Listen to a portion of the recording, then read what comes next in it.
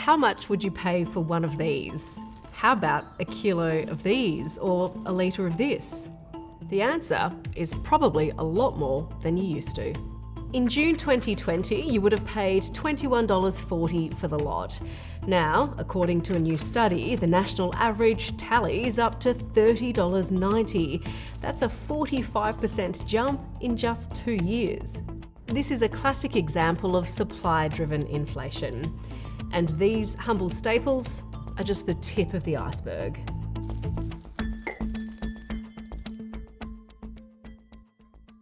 You've probably been hearing a lot of this. Interest rate hikes to petrol price increases. Bad news, though, for borrowers and families. The biggest jump in consumer prices in 2 decades. Okay, let me explain.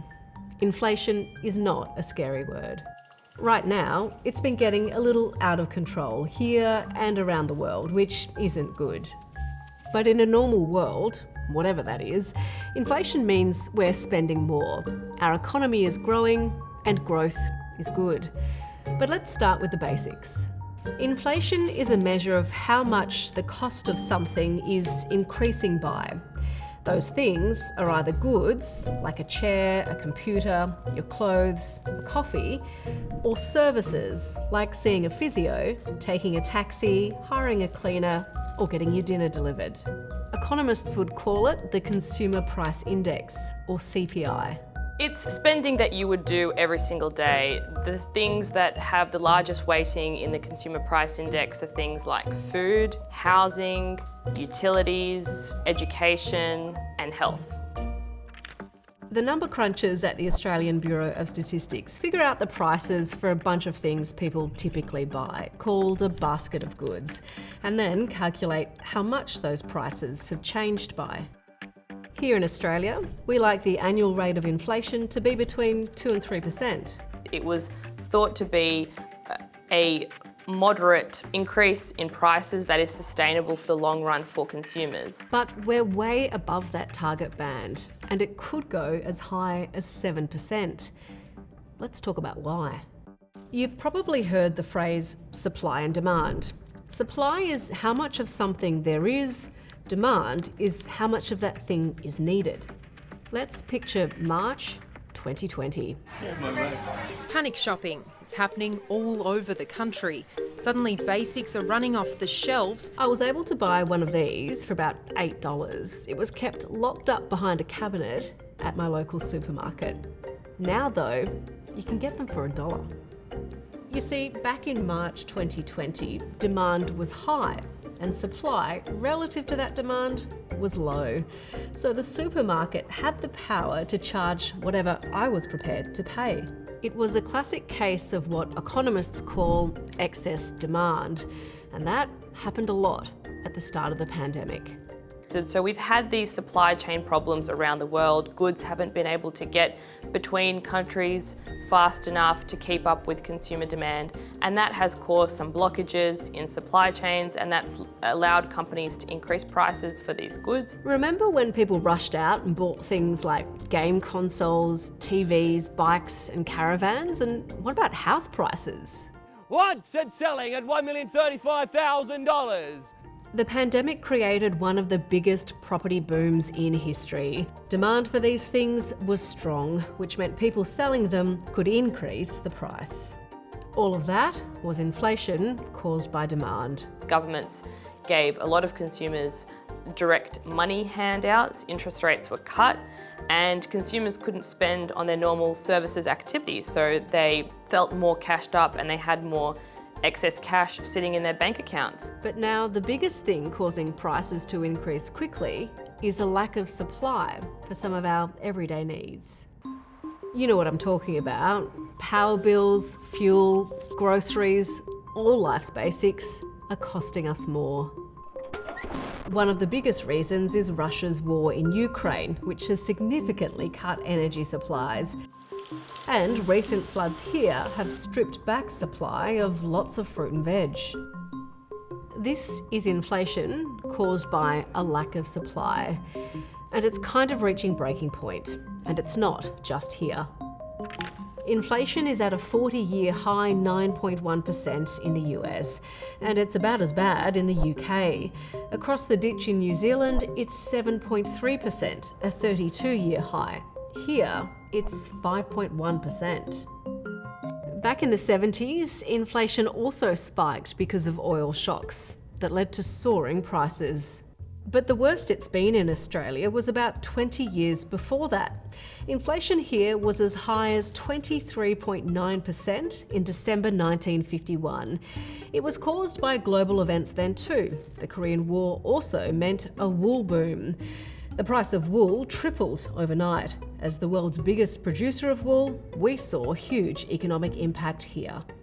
You had these periods where inflation might fall a little bit and then rise again, but because policymakers were slow to get on top of it, it just kept on rising for a long time before you saw these levels of inflation that were out of control. So it's unlikely that we'll get to that situation again because the central bank now targets inflation. Now, we get that the biggest factor causing inflation is supply and demand. But here's another factor. Central banks try to alter demand to speed up or slow down the economy by changing the interest rate. This is what's been happening in Australia up until this year. The official interest rate was basically zero in November 2020, meaning borrowing cash was cheap. It was the same story around the world. In the US, it was in a range between 0 and 1/4 of a percentage point. The Bank of Canada had an official interest rate of 1/4 of a percentage point, and so did the New Zealand Reserve Bank. Their governors were worried the economy would collapse because of COVID, and they wanted us to spend money to keep it afloat. Making cash cheap meant people borrowed more, and they spent more, and demand kept rising. Central banks can force inflation to go up, and they can force it to go the other way too. But it can get tricky. Here's why. Say I stop buying coffee every day to save money, but the cafe owner still has to buy coffee beans and milk and turn the lights on and pay the staff making the coffee. She'll keep doing that for a while, but at some point she wants to save money too because all her costs are rising and she's losing customers. To get those customers back, she reduces the amount she charges for a cup of coffee. This happens for all kinds of businesses like retailers and manufacturers. Before too long, lots of things become cheaper to encourage us to spend. There's less money moving through the economy and it shrinks. If that happens for 6 months in a row, we hit recession. This is why some inflation is good. If we get wages growth that's a bit closer to the inflation rate, that's good for consumers because we haven't had much wages growth in Australia in the past few years. High inflation is also good in terms of bringing down debt. The problem is if you get sustained inflation at a high rate that continues for a long period of time. The Reserve Bank likes to keep inflation between 2 to 3%. In the US, the Federal Reserve likes 2%. So does the European Central Bank and the Bank of England. But in all those places, inflation is way above that target. So interest rates are rising around the world to encourage people to spend less, lower demand in the economy, and eventually push prices down. Now, what happens when one particular thing gets way more expensive than everything else? Remember when bananas cost this much? In 2006, the price jumped 400% after Cyclone Larry decimated crops in Queensland. Headline inflation reached 4%, mostly because of the banana price jump. Headline inflation is a measure that takes into account everything in the basket of goods. But to make things more accurate, the ABS cuts off those one-off spikes and delivers a trimmed mean inflation, or core inflation, which in June 2006 was 3%.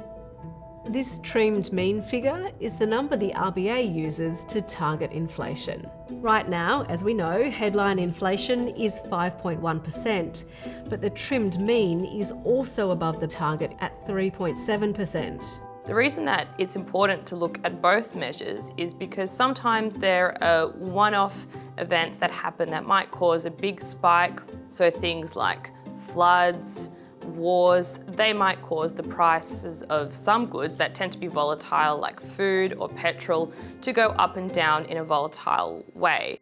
What we're seeing today isn't a one-off like bananas. The biggest inflation driver right now is high fuel costs because supply has been hit by the war in Ukraine, and just about everything we buy relies on fuel, meaning it's all become more expensive across the board. And the prices will probably keep going up for a while longer. That is a problem for purchasing power for consumers and for businesses, because it means that you ultimately will get real wage declines. But interest rate rises that we have at the moment won't necessarily completely fix all the inflation problems that we have. Interest rates are a pretty blunt way to manipulate inflation, but it's kind of all we've got. The Reserve Bank is in a tricky position to balance both sides. Does Goldilocks spring to mind? The interest rate shouldn't be too low or we spend too much. If it's too high, we don't spend enough. So the question is, how much is just right?